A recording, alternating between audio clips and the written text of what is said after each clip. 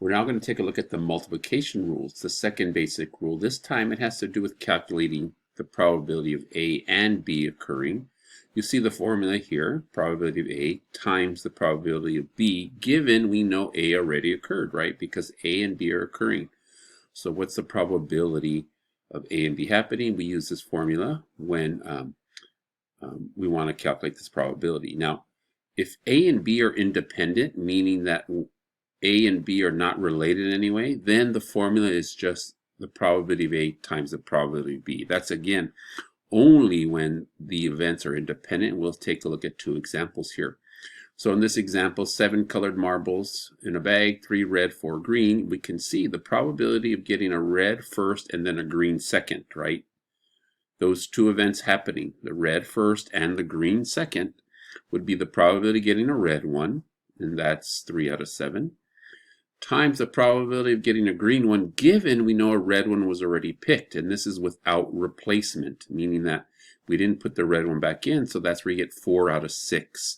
Notice the 6 is one less because we've taken one marble out already. So we had 7, now we're at 6. And so you get the 12 out of 42, which you can convert to a decimal or percentage. Now let's think about the same situation, but with replacement, and we put the marble back in. So that means when we choose the red marble first, it's 3 out of 7, but we put it back in, so all we have to calculate is the probability of getting a green marble, which is 4 out of 7. So notice this slight difference in the formula. And this goes back to earlier in the previous lesson, the independence rule, right? This idea that we assume events are independent. So when we look at one like this here, suppose 33% of Americans feel engaged in the workplace. They feel like they're really connected to it. If we randomly select 2 American workers, what is the probability that both of them feel engaged, right? So think about when we read the word both, that means basically it's an and, right? What's the probability of the first one and the second person that you ask is engaged? So it's an and when you think of the both.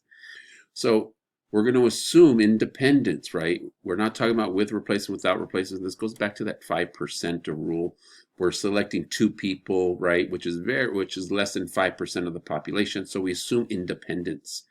So we end up with 0.33 times 0.33. The probability that the first one feels engaged and then the second one. And so you end up with a 10.89% chance. Here's a class challenge, some practice problems that we would do in class. You can take a look. I scratched out that value. I'm trying to, if your updated note sheets have the correct value.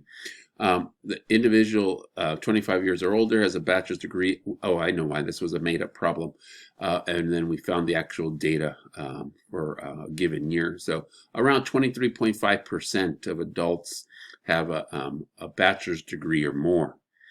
And so many people think it's a higher amount, but that's the number, about 23.5%. I think it's a little higher now, in 2024. What is the probability, which is when I'm recording this, what is the probability that 3 randomly selected individuals in the U.S. will have a bachelor's degree? Again, we're selecting 3 people out of the population. That's less than 5%. Assume independence, and then so you multiply it all 3, and then you get, so notice the power of 3, and so you get a basically 1.298% chance.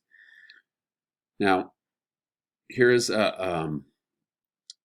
another question. Was it probably that none of the 3 selected individuals? We're going to use the complement rule here, okay? Or we can use the complement rule to do this. We're going to use it. So, what's probably none of the 3 randomly individuals in the U.S. will have a bachelor's degree? Well, I have to calculate the probability that someone doesn't have a bachelor's degree, and that's 1 minus the 0.235. Right, because it's the complement. Either you have it or you don't. And then I want none of them, so you then take the 0.765 and power of 3, and you end up with that 44.77%.